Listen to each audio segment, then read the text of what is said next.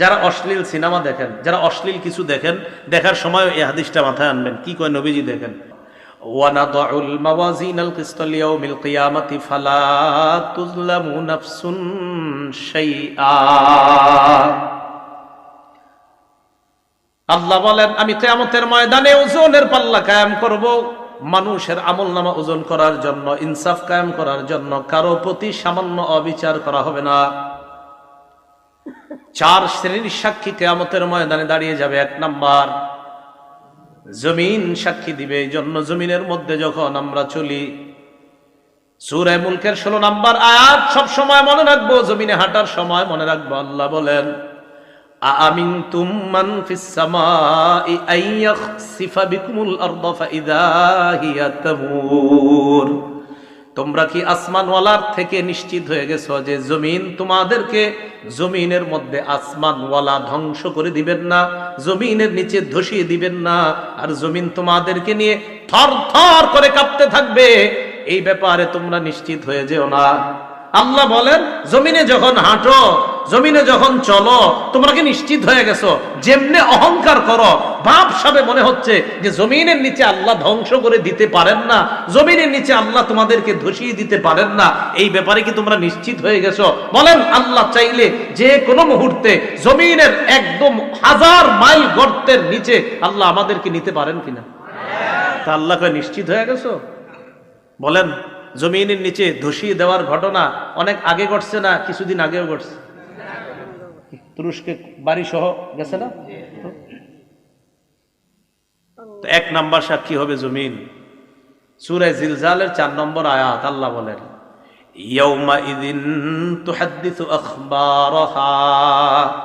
সেদিন জমিন তার বৃত্তান্ত সব বলে দিবে। এটা হাদিস শুনেন খুব মনোযোগ দিয়ে। এই হাদিসটাও জমিনের উপর যখন চলবেন আর মাথায় রাখবেন। যারা অশ্লীল সিনেমা দেখেন, যারা অশ্লীল কিছু দেখেন, দেখার সময় এই হাদিসটা মাথায় আনবেন। কি কয় নবীজি দেখেন, তিরমিজি শরীফের 2429 নম্বর হাদিস। রাসূলুল্লাহ সাল্লাল্লাহু আলাইহি সাল্লাম এই আয়াত তেলাওয়াত করলেন, সূরা জিলজালের 4 নম্বর আয়াত তেলাওয়াত করার পর নবীজি বলেন, আতাদরুনা মা আখবারুহা।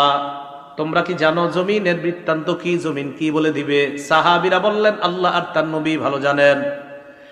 নবীজি বললেন, ফাইন্না আখবারাহা আন তাশহাদা আলা কুল্লি আবদিন ওয়া আমাতিন বিমা আমিলা আলা যহরিহা আন তাকুলা আমিলা কাযা ওয়া কাযা ইয়াউমা কাযা ওয়া কাযা। নবীজি বলেন, জমিন এইভাবে বৃত্তান্ত বর্ণনা করবে, আতুশাল অমুক এলাকার অমুক বান্দা ওই সময় এতটা বাজে অমুক দোকানের সামনে দাঁড়িয়ে টেলিভিশনের মধ্যে অশ্লীল সিনেমা দেখছে, মাবুদ আমি জমিন তার বিরুদ্ধে সাক্ষী দিয়ে দিলাম, তোমার কাছে বিচার চাই। সময়, স্থান সব বলে দিবে জমিন। 2 নাম্বার সাক্ষী ফেরেশতা। সূরা ইনফিতরের 10 থেকে 14 নম্বর আয়াতে আল্লাহ বলেন, ওয়া ইন্না আলাইকুম লাহাফিজিনা কিরামান কাতিবিনা ইয়ালামুনা মা তাফআলুন ইন্নাল আবরারা লাফি নাঈমিন ওয়া ইন্নাল ফুজ্জারা লাফি জাহিম। আল্লাহ পাক রব্বুল আলামিন বলেন, তোমাদের সাথে সংরক্ষণকারী যত্নবান ফেরেশতারা আছে, তোমরা যা করো তারা তা দেখে। সম্মানিত লেখকগণ, আল্লাহ এরপর বলেন, পুণ্যবানরা নেয়ামতে পরিপূর্ণ জান্নাতে থাকবে আর অপরাধীরা জাহান্নামে থাকবে। বলি নাউজুবিল্লাহ। এখন আমরা বাঙালি তো প্রশ্ন করে ফেলতে পারি, আল্লাহ বলছে সম্মানিত লেখকগণ থাকবেন, লেখকগণ কি করে? এটা কিন্তু বলে নাই লেখকের কাজ কি, কিন্তু এই আয়াতে তো আল্লাহ বলে নাই লেখে। অনেক লেখক আছে লেখে না।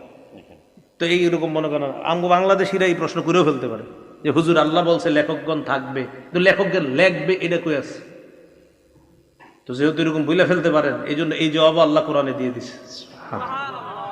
সূরা যুখরুফের 80 নম্বর আয়াতে জবাব আল্লাহ দিছে। আল্লাহ বলেন, আম ইয়াহসাবুনা আন্না লা নাসমাউ সিররাহুম ওয়া নাজওয়াহুম বালা ওয়া রুসুলুনা লাদাইহিম ইয়াকতুবুন। তারা কি মনে করে তাদের গোপন কথা আর কানাকানি কথা আমি আল্লাহ জানি না? এমনটা কি তারা মনে করে তাদের গোপন কথা আর তাদের কানাকানি কথা আমি জানি না? আমি আপনাদের সামনে কথা বলতেছি, আল্লাহ এটাও জানি। আমি ওনার সাথে এখন কানে কানে কিছু বলবো, আল্লাহ এটাও জানি। আমি ঠোঁট বলা বন্ধ করব, বন্ধ করার পর আমি মনে মনে কিছু বললাম, আল্লাহ কয় এটাও শুনি, জানি। তুমি ঠোঁট খোলো আর বন্ধ করো। হাদিসের মধ্যে আসছে, হাদিসে কুদসির মধ্যে আসছে, আল্লাহ পাক রব্বুল আলামিন বলেন, বান্দা আমাকে যদি ইনজাকারানি ফি নাফসিহি, বান্দা যদি মনে মনে আমারে স্মরণ করে, দেখেন আমি চুপচাপ আছি এখন, ঠোঁট বন্ধ, বিছানায় বালিশে মাথা লাগায় চিন্তা করলাম, আল্লাহরে নিয়ে শুধু চিন্তা করছি, আমি কিন্তু ঠোঁট বন্ধ, চিন্তা করছি। আল্লাহ কয় বান্দা তোমার চিন্তা দেখতেছি, শুনতেছি, আমারে তুমি মনে মনে স্মরণ করছো। যাকারতুহু ফি নাফসিহি, আল্লাহ বলে যেই বান্দা আমারে মনে মনে স্মরণ করে আমিও তারে মনে মনে স্মরণ করি।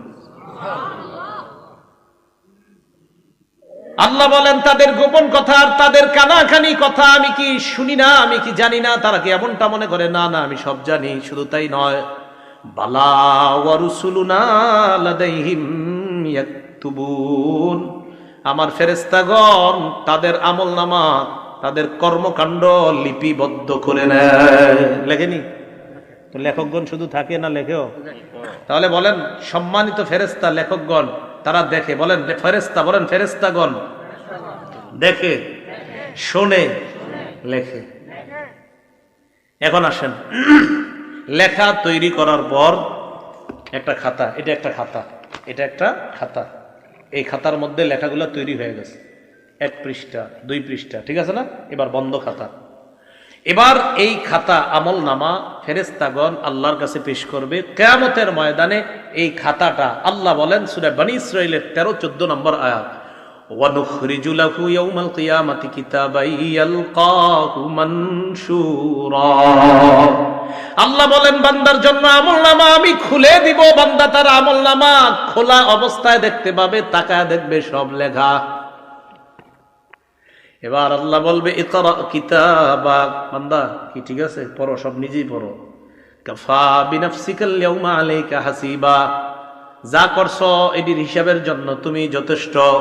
সূরা কাহাফের 49 নম্বর আয়াতে আল্লাহ বলেন বান্দা যখন আমলনামা দেখবে, দেখার পর অনেক বান্দাদের অবস্থা হবে এমন, অপরাধী যারা তাদের অবস্থা কেমন হবে? আল্লাহ বলে ওয়া তারাল মুজরিমিনা মুশফিকিনা মিম্মা ফীহ, নবী আপনি তাকায় দেখবেন অপরাধীরা তাদের আমলনামাটার দিকে তাকায় ভয় পাইতেছে, ভয়ে থরথর করে কাঁপবে আর বলবে মালি হাদাল কিতাব লা ইউগাদিরু সগীরাতান ওয়ালা কাবীরাতান ইল্লা আহসাহা। অপরাধীরা আমলনামার দিকে তাকা ভয়ে ভয়ে চোখগুলা বড় করে তাকায় বলবে সর্বনাশ, এটা কেন আমলনামা, এটা আবার কেমন আমলনামা?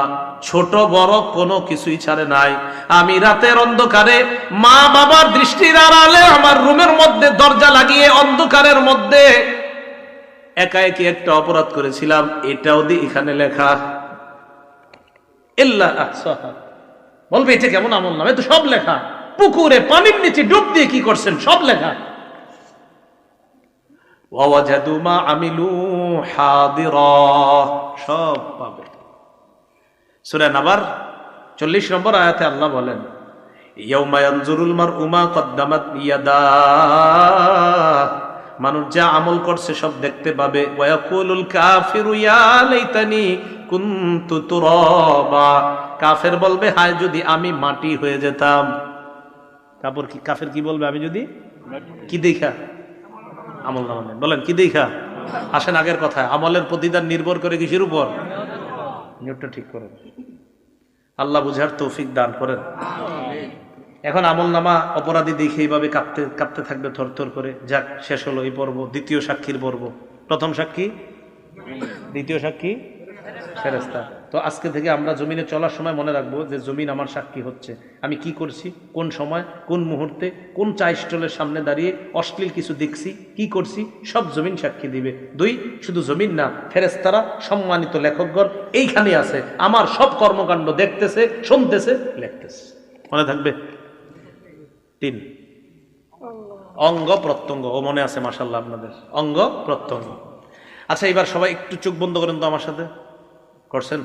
খোলেন। চোখ বন্ধ করলে কিছু দেখা যাচ্ছে? আচ্ছা, একবার একটু ভাবেন তো, আল্লাহ যদি